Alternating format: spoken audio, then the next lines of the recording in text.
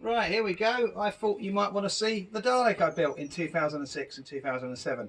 Two thanks straight away. The first thanks is to the Dalek Builders Guild. What you do is they have all the Dalek plans, all the Daleks throughout the entire series, the whole 50 years plus. You just give them a small donation and they'll release you the plans so you can build your own Dalek. Thanks number two is to Ben of Kent Props. He's on Facebook. He makes Ghostbuster packs, but originally he was the one who bought the plans from the Dalek Builders Guild, and then he made a set of templates which made it easy for me to build it because I'm not much of a measurer. So he made his own Dalek, and then he made a set of templates, so it really was a case of just literally getting the wood, putting the template on and cutting it out. So without Ben I couldn't have built this, and top marks to Ben's, you know, these are his measurements. It looks like a real Dalek. You know, for a first time Dalek, that was amazing. So what I can claim credit for though is the fact that I built this, I paid for the materials, and I painted it and I weathered it. So here we go. The Dalek itself, what is it? So in my head I'd always loved the Imperial Daleks because that was my generation of Doctor Who, but Ben had only bought the original Dalek plan, so I tried to make this look as much as an Imperial as possible. So in my head he's an Imperial Elite Battle Commander Dalek. Now, at one stage in his life, he was deemed insane. He's 800 years old. He was deemed insane, and now I don't know if he was reinstated or reactivated, or maybe they even reused his shell. I don't know. But at one stage in his life, he was insane. So what are the major differences? The thing is, I never build anything exact. I always want to go my own way. So this is an amalgamation of then the whole 40 years of the Daleks, basically. So what can we say? We got the ears from the new series Dalek, the Energy Despisers as they used to be called. Now that was really my dad's choice because he always liked them and they looked kind of like devil ears. I might go classic one day with the old mini ear bits, I don't know. Now the colour itself of the Dalek took me a long time to decide. I'd always liked the dark grey of the Resurrection Daleks, but I just couldn't think of what colour to paint this. And Ben had always made a Dalek that was a matte colour, and I got used to the idea of a matte colour Dalek because it looked more like Kevlar, it looked more armour plated than metal or steel. So in the end I saw an image from the Rowan Atkinson comedy Curse of the Fatal Death, and in that was a matte black painted Dalek with gold, and I thought it's got to be that colour. And also you used to get the matte black leader Daleks in the 1964 story Invasion of Earth, so that was the idea for the colour scheme. So the main differences, well, the main parts that make this Dalek unique are, so we have the, as we've already stated, the Energy Despisers from the new series Dalek, which is reminiscent of the movie Daleks, which gives them, as my dad used to say, the devil ears. We've got the very, very cold blue eye of the new series. Now that's actually a real glass lens there, and there's a lot of super glue droplets on the inside of that lens to really frost and fog it up so you can't see there's an LED in there, because obviously we don't really want to see there's an LED. We want it to look like there's something alive. This is the electronic eye. The eye itself is a scaffold pole. That's mainly for strength because I think it's had 3 eyes in its life. So obviously I didn't want to recut these discs, so I made them fit the scaffold pole. So we've got once again a unique design in the eye, that it's actually got the eye stalk is wider and the discs accommodate that. It's not the other way around. And then of course got a unique eye pattern here as well. The classic shape with just this little bit that juts out. So there's another thing that's unique to my design. This is only in there just to keep the eye up. Now, the new series Daleks, underneath this big attachment they've got on their eye, there's a little motor there. Because I used to work for the Doctor Who experience, so I used to get to see the Daleks quite up close. So I thought, okay, it gives it a nice kind of Star Wars look. It makes it asymmetrical. So I added that on to look like the motor. Now, the old Daleks of the 60s, they used to have this repair. One of them used to have a repair on the neck, which I always used to like. It to me, it always used to look like some kind of rank marking. So of course we've got the extra layer here to the neck. We've got the slats going up here. They're very similar to the free rods they used to put in the original Daleks, but I found something that kind of simulates that, but isn't that. We've got the chrome effect of the Imperial Daleks underneath the neck there. Because my main pet hate is I don't want people to see me inside there. So when it's patrolling and all that business, kids instinctively know to look in here. But with this, you're only going to get a reflection back, so they can't see. So of course we've got this kind of Imperial looking chrome effect going on underneath the neck.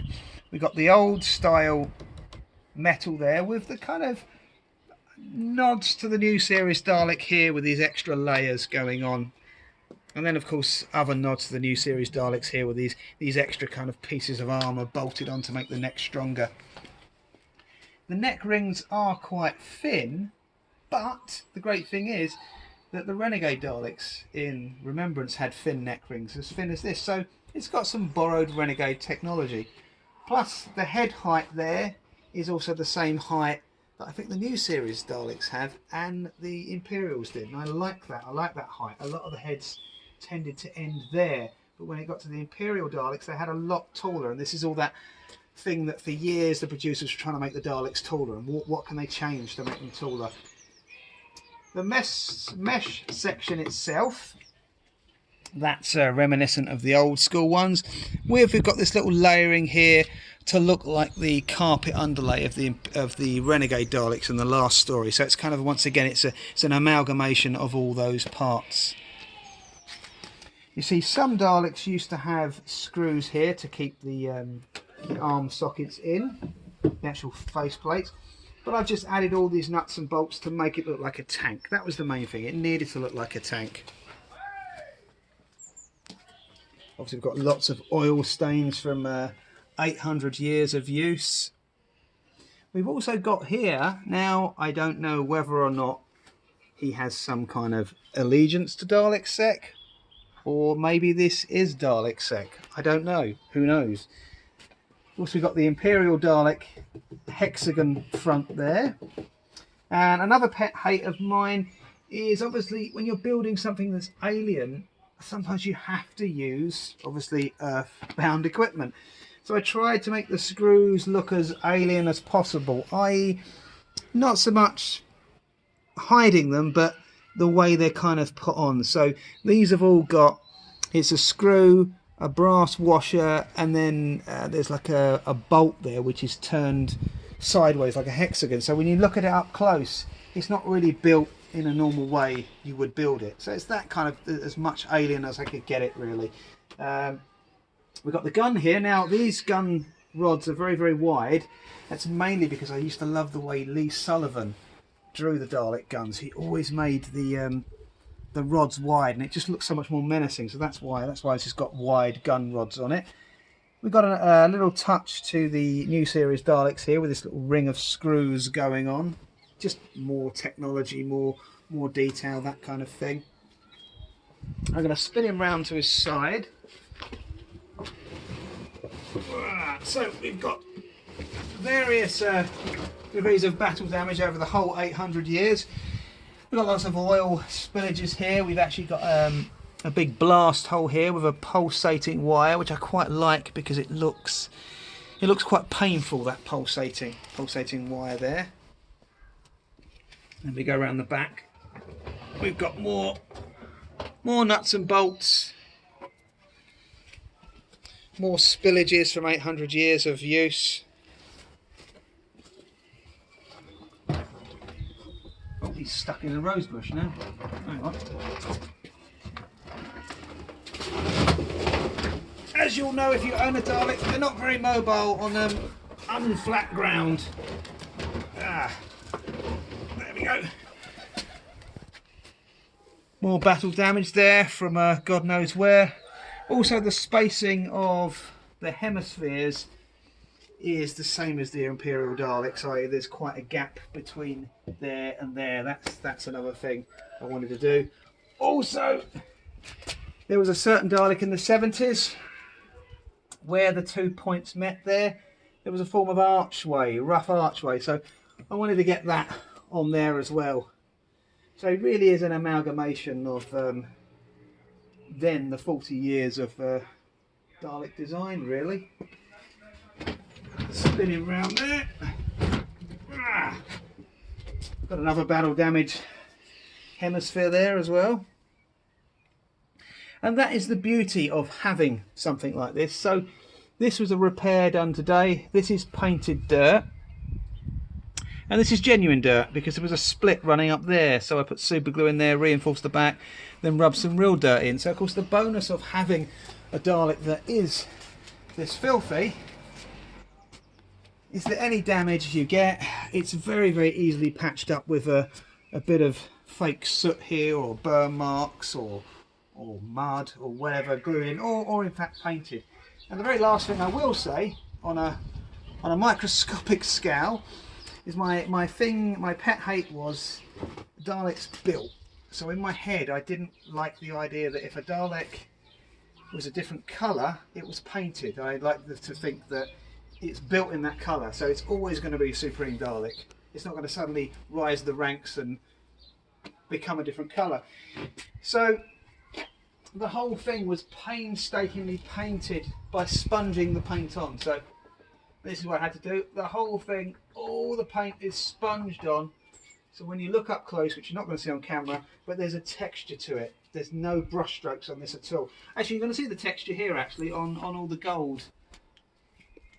It's literally just sponging the entire thing. And I think, as I usually say, that is it. One last thing, I always get to the end and discover something else. I always love the manipulator arm on the Imperial Daleks. So a little bit of Doctor Who and a little bit of Star Wars here. You'll see the end of this actually looks like it does something. So it's not just a plunger for plunger's sake. It looks like it actually attaches into some kind of machine and actually does something. And I think that generally is it. That's my Dalek. He's all singing and dancing. You can get in him, make him move. The energy despisers do flash. Never had much luck with the voice box because there's a lot of feedback in there as well. And he is officially retired because every time he goes out there's a new hairline crack, which I just can't deal with in my head. How can you have a crack on a Dalek? Ugh, no. So that's pretty much it, really. That's it. That's my Dalek.